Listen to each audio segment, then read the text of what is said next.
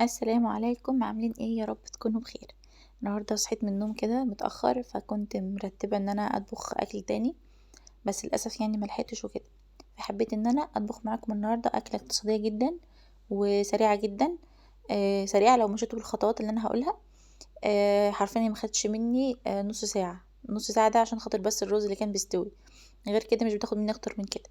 وسريعة وسهلة والكل بيحبها، مفيش حد في مصر هيقولي انا مش بحب الاكلة دي. طبعا الاكل هي الكشري العدس مصري. زي ما انتوا شفتوا كده الرز معايا، حطيت عليه العدس وفضلت اغسله. طبعا العدس عشان يكون معاكي كده مفرفر وحلو كده، مبقاش معجن. نغسله حلو. شايفين الميه بتاعته بقت نضيفه ازاي؟ فل شمعة منوره. لازم كده نصفيه من النشا خالص. وانتي بتغسليه بلاش تضغطي جامد على الرز عشان برضو ما يتكسرش، عشان الحبايه العريضه هي اللي تفضل حلوه كده وما تعجنش منك. انما لو كان صغير وقت التسويه وكده هيعجن منك.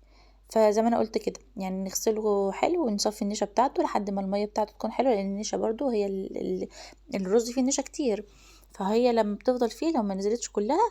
وطبعا بقى غير الشكل واللون، يعني يغسلوا نظافه حلوه يا جماعه، نظافه حلوه.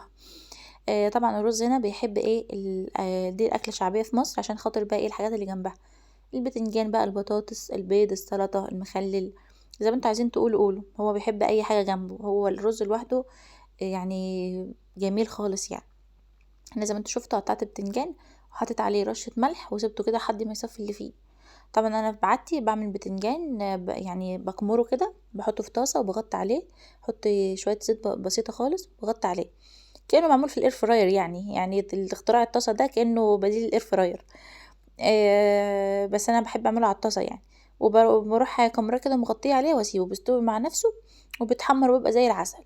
بس انا هنا عشان قلت لكم ان انا كنت صاحيه متاخر ومستعجله، فانا هنا حطيته علشان خاطر يصفي الميه بتاعته.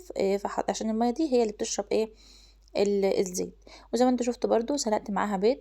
وطبعا البيض برضو فيه تركية كده، انتي تحطي البيض في كيسة. جبت الكيس كده الشنطة بتاعتي وغسلتها كويس وحطيت في البيض. طبعا التركية بتاعت الرز اللي الكل عارفها، اللي هي التومة على الرز كده، بتبقى خرافة يا جماعة، وبتنقل الطعم بتاعه في حتة رابعة، في حتة خمسة. يعني بجد والله يا جماعة الأكلة دي بالنسبة لي أحلى بكتير بكتير يعني من السمك واللحمة والفراخ بجد. ودايما احنا مش بنعملها على طول يعني، فبيبقى ليها شوقة. يعني أكلة جميلة وسهلة خالص في التحضير وكده.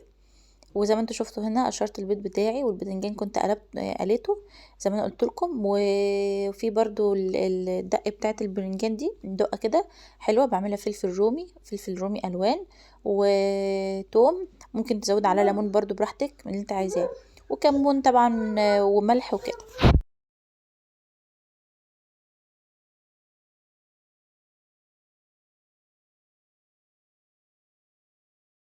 وبس كده، دي كانت اكلة النهاردة. على ما الرز كان بيستوي كده قليت جنبه البطاطس وسلقنا البيض، وفي نفس الزيت السخن كده قليت فيه البتنجان كل على بعضه نص ساعة. حرفيا هي نص ساعة.